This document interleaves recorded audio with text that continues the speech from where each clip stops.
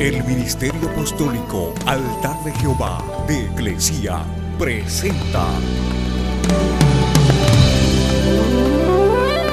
lo mejor del trigo. Apóstol Lourdes Bravo de Villar. Primera de Pedro, capítulo 5, verso 8. Sed sobrios, templados, prudentes, sensatos y velad. Sean vigilantes, porque vuestro adversario, su enemigo, su opositor, el diablo, como león rugiente, anda alrededor, cerca, buscando a quien devorar, a quien engullir, a quien comerse. Hubo un tiempo cuando el ángel de luz tenía una buena relación con Dios, pero se volvió codicioso y se llenó del deseo de ser adorado. Y en vez de rechazar ese deseo, lo dejó crecer y crecer y crecer hasta que su maldad afloró, se vio, salió a flote, porque era algo incontrolable, no podía controlar. Santiago capítulo 1, versos 14 y 15. Esta es una advertencia para el hombre.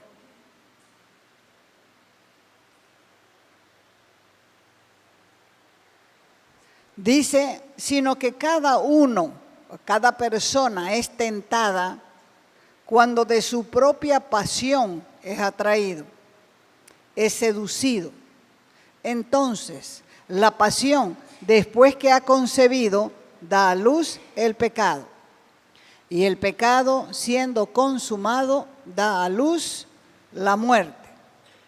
Por eso es que el Señor nos manda en la Escritura a llevar cautivo todo pensamiento a la obediencia de Cristo. Quiere decir que los pensamientos que te vienen a la cabeza tienes que llevarlo a la palabra.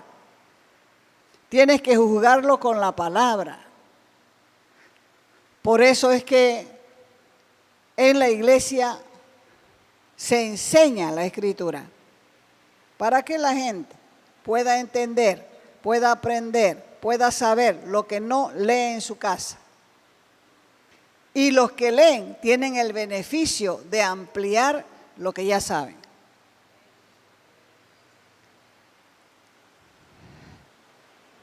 ¿De quién comencé a hablar? De un ángel rebelde, al que hoy conocemos como Satanás. Él le dio la espalda a Dios, no permaneció firme en la verdad. Por eso la Escritura lo llama el padre de mentira. Y los que son mentirosos tienen ese papá. Juan 8:44. No hay mentiritas blancas, no hay. Todas las mentiras son negras, porque vienen del padre de mentira. Por eso el Señor Jesús nos enseña en su palabra que tu sí sea sí y tu no, no. Porque lo que es de más, dice, del malo proviene. ¿Vas a ir ahora? No sé. Yo creo que sí, pero no va. ¿De quién viene? Del malo. Que tu sí sea sí. ¿Vas a ir ahora? No sé. Si puedo solucionar un problemita que tengo, puedo ir. O mejor es decir, no voy a ir, porque tengo un problema que solucionar. ¿Sí o no? Lo que es de más, ¿de quién proviene? Del malo. Lea ahí. ¿Ustedes son de quién? Ustedes son de vuestro padre el diablo, y los deseos de vuestro padre quieren hacer. Su padre ha sido asesino desde el principio y no ha permanecido en la verdad, porque no hay verdad en él. cuando habla mentira, de suyo habla. ¿Por qué? Porque es mentiroso y padre de mentira.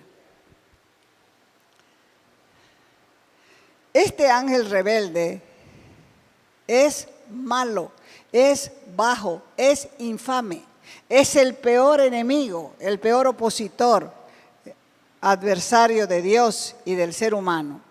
La Biblia le da varios nombres. Esos nombres nos permiten entender hasta dónde llega su maldad. Este opositor, en vez de someterse a la autoridad de Dios, se opone a ella y se opone con todas sus fuerzas.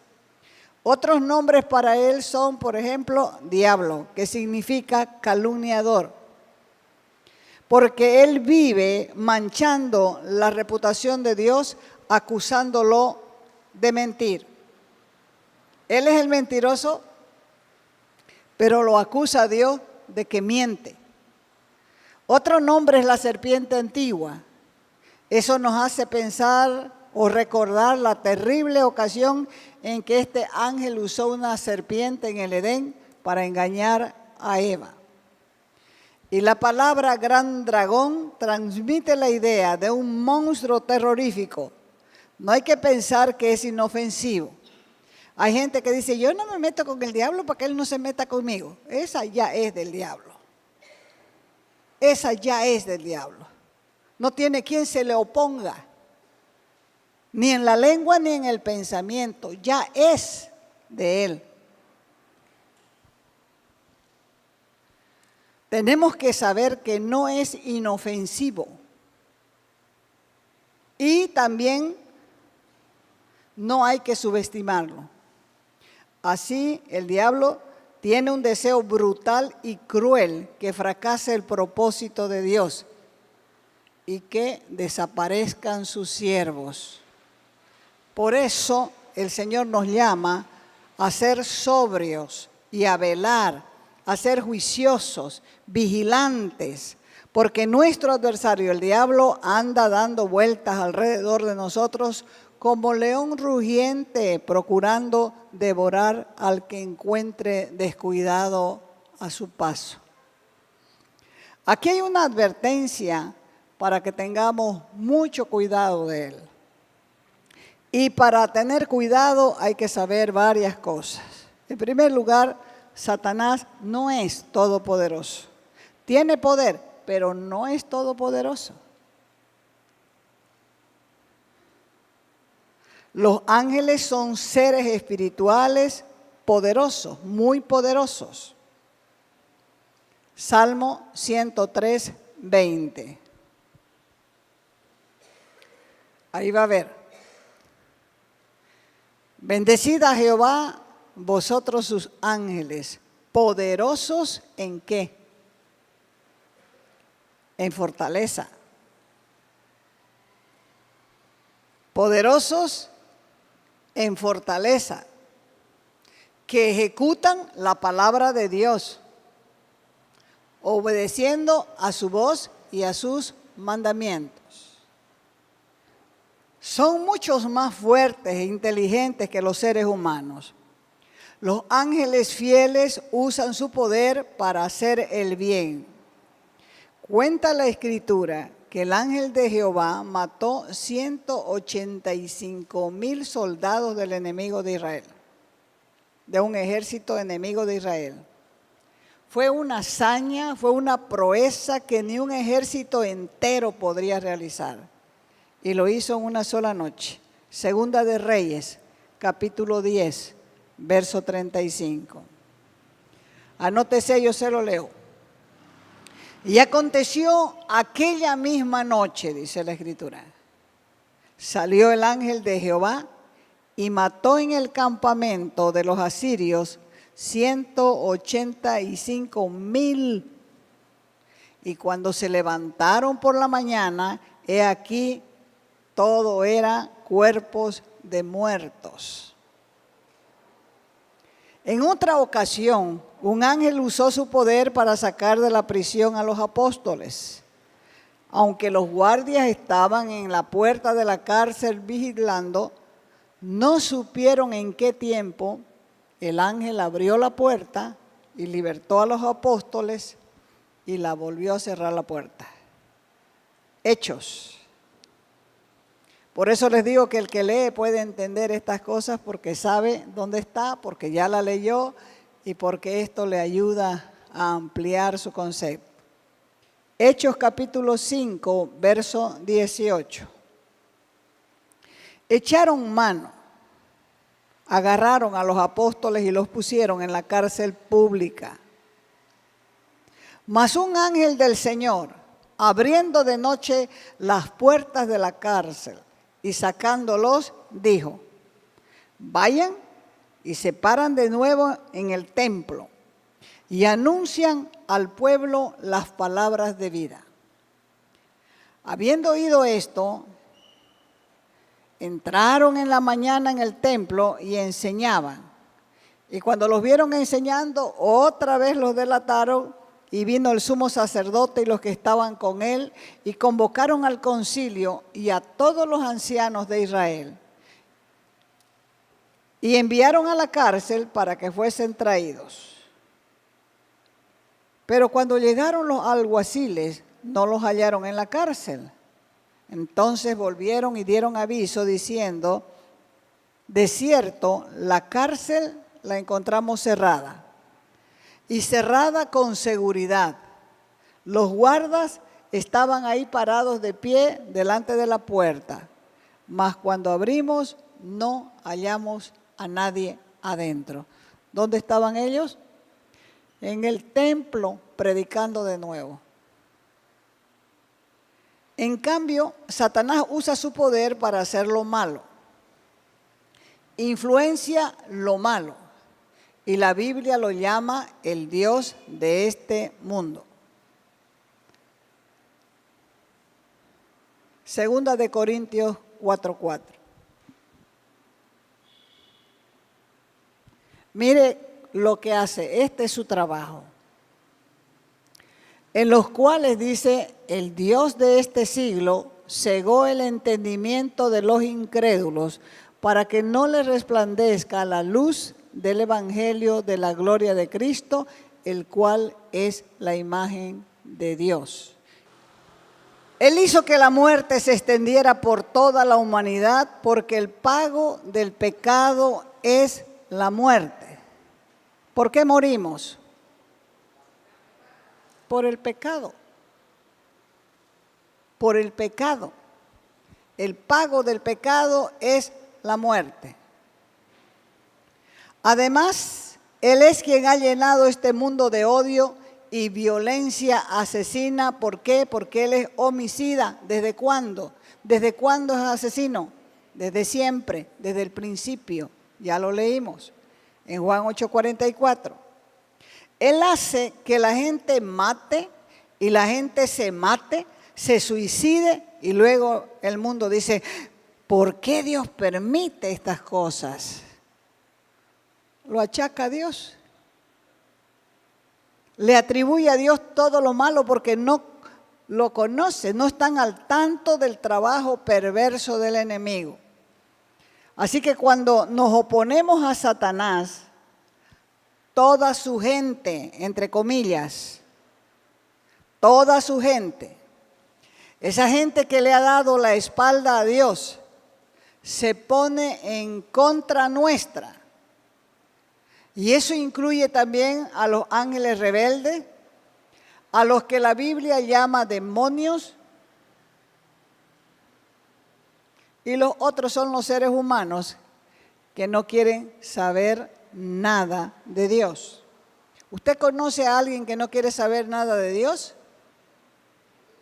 Levante la mano a ver. ¿Ve? Entonces, el que no quiere saber nada de Dios, ¿quién es su padre? El diablo. Él lo engañó. Satanás es cruel, es inhumano, es despiadado. El apóstol Pedro dijo que Satanás es como un león rugiente. Y esto nos da la idea de una bestia hambrienta. además de tener a mucha gente en sus manos, sigue tratando de devorar a más personas porque su apetito de maldad es insaciable y siempre está insatisfecho. Primera de Juan 5:19.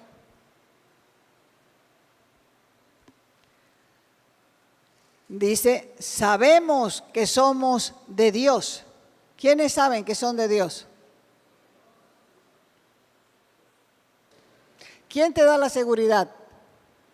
El Espíritu Santo. El Espíritu Santo. Y el mundo entero está bajo el maligno. Somos de Dios y el mundo entero está bajo el maligno. Su plato favorito de Satanás son los ungidos de Jehová y sus ovejas. Apocalipsis, capítulo 12, verso 17. 12:17 dice, entonces el dragón se llenó de ira, de furor contra la mujer y se fue a hacer guerra contra el resto de la descendencia del linaje de ella. ¿Cuál es el linaje de ella? La iglesia. El linaje de ella es la iglesia, porque la iglesia es la que guarda los mandamientos de Dios y tiene el testimonio de Jesucristo. Entonces, la persecución que ha sufrido el pueblo de Dios desde el inicio de la iglesia, desde el primer siglo hasta nuestros días, demuestra que Satanás no tiene corazón. Es un desalmado y es un monstruo sanguinario. A través de los siglos, Satanás ha demostrado su crueldad en todas las formas posibles. Es como un león hambriento que se lanza sobre su presa sin compasión. Y una vez que la ha matado, no tiene remordimiento, no tiene compasión por las personas. Siempre está intentando cazar. Un solo rugido de él provoca una estampida de cualquier animal, pero también de cualquier persona. De cualquier persona que esté a su alrededor. Es impresionante cómo asusta su rugido y cómo corren los animales. Pero al final de la estampida de la carrera, él cazará a alguno. Este mismo león rugiente estuvo acechando a los israelitas. Y ese mismo león rugiente vive acechando tu vida. Si no lo entiendes, si no lo aprendes, puede acabar contigo. Vive acabando con la fe de muchos.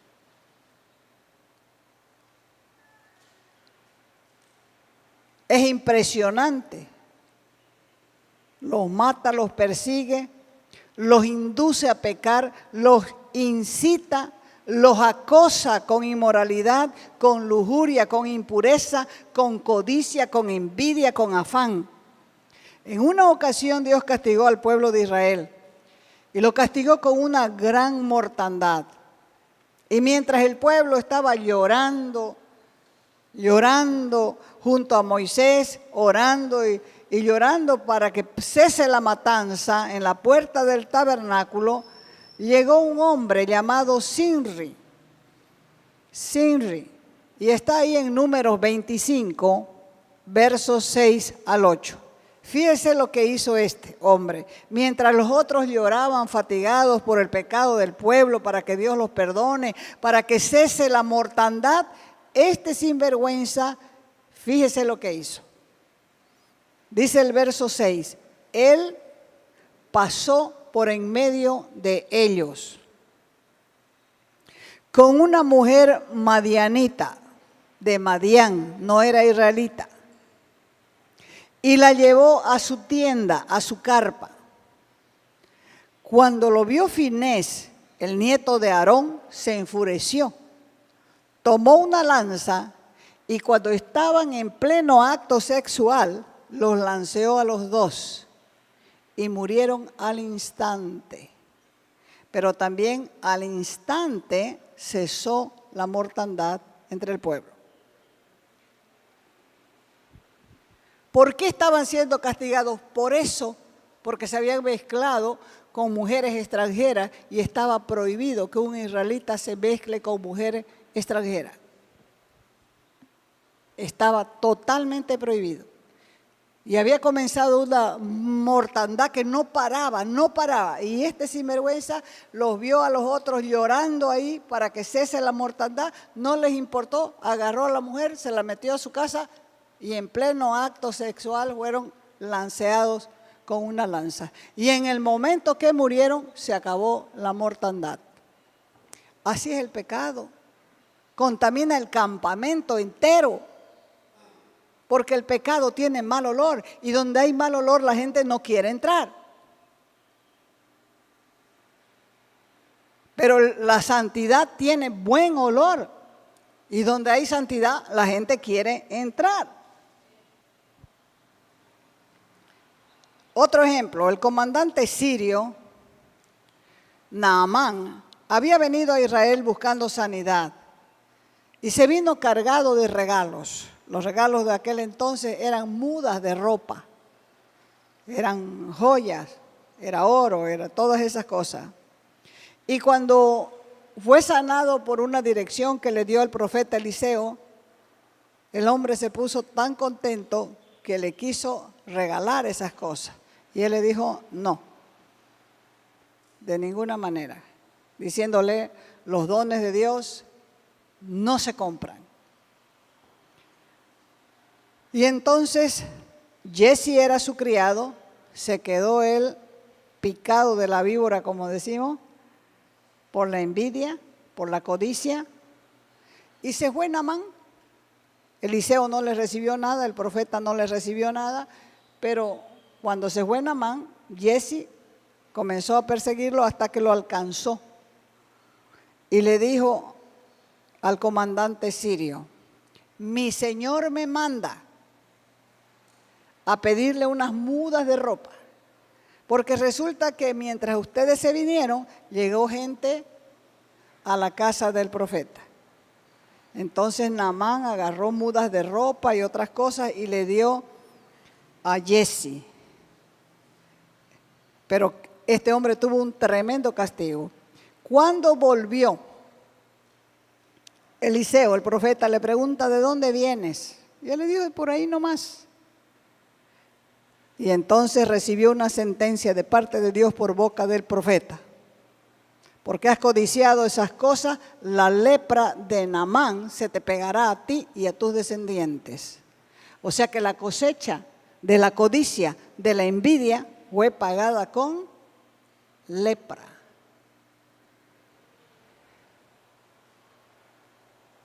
Tanto Sinri como Jesse, los dos sufrieron amargas consecuencias, porque Satanás tenía y tiene una razón poderosa para atacar a Israel. De esa nación nacería el Mesías, el que venía con un destino profético de aplastar y demostrar que Dios tiene el único derecho de gobernar. Por eso Satanás estuvo dispuesto a hacer lo que fuera con tal de acabar con los israelitas, o por lo menos contaminarlos para que la presencia de Dios se aparte de ella. Limpien sus vidas, limpien sus casas, para que la presencia de Dios no se aparte de sus vidas. Porque Dios no anda en la suciedad, no anda en la inmundicia. Lo dijo claramente.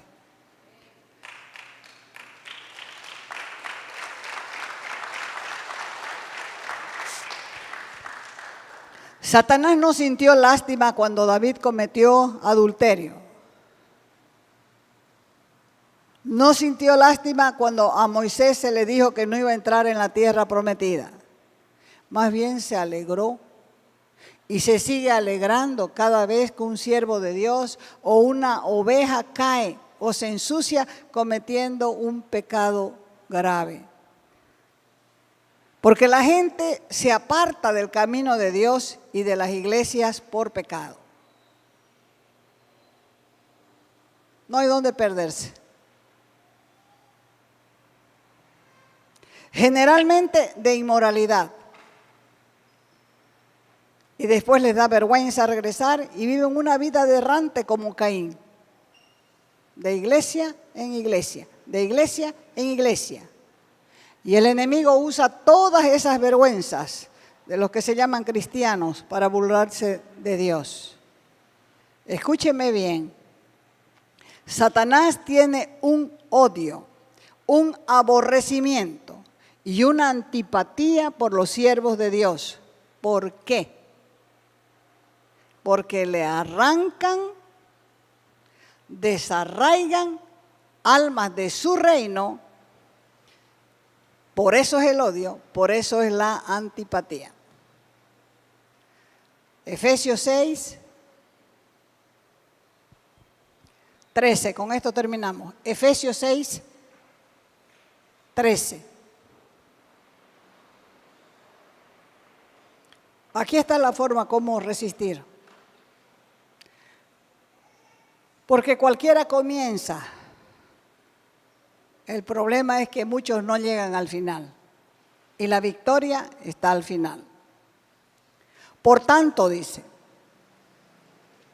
tomen toda la armadura de Dios para que puedan resistir, para que puedan poner el pecho, para que puedan hacerle frente a los problemas en el día malo. Y habiendo acabado todo, estar todavía firmes, estar estables. Verso 14. Estén pues firmes, ceñidos vuestros lomos con la verdad. La verdad, hablar la verdad es importante. La verdad aseguraba toda la armadura. La verdad, y vestidos con la coraza de justicia, con los pies calzados con el apresto, con la disposición, con la preparación para poder presentar este evangelio de la paz. Sobre todo, dice, tomen el escudo de la fe. Con ese escudo van a poder apagar los dardos del maligno, las flechas, sus lanzas, sus jabalinas de fuego del maligno. Y tomen el yelmo de la salvación. Protejan la cabeza. Protejan la cabeza.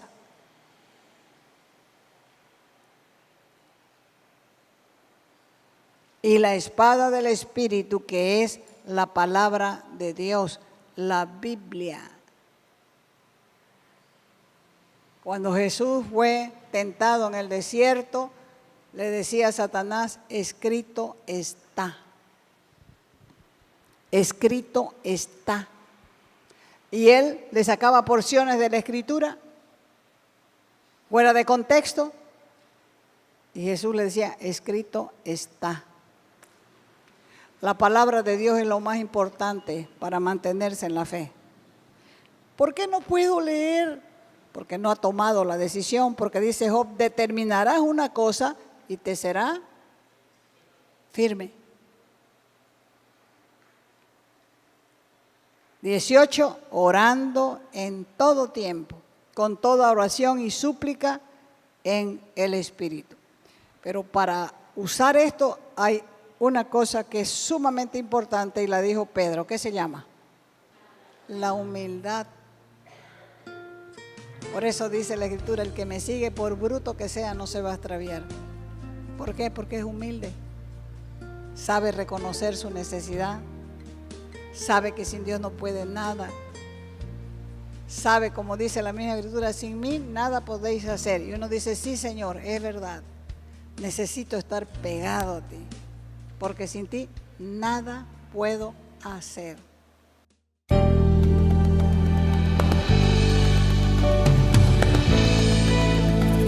Te invitamos a nuestras conferencias los días viernes, sábados y domingos a las 20 horas y el domingo a las 10 de la mañana. Calle Nicolás Suárez, esquina Félix Pinto,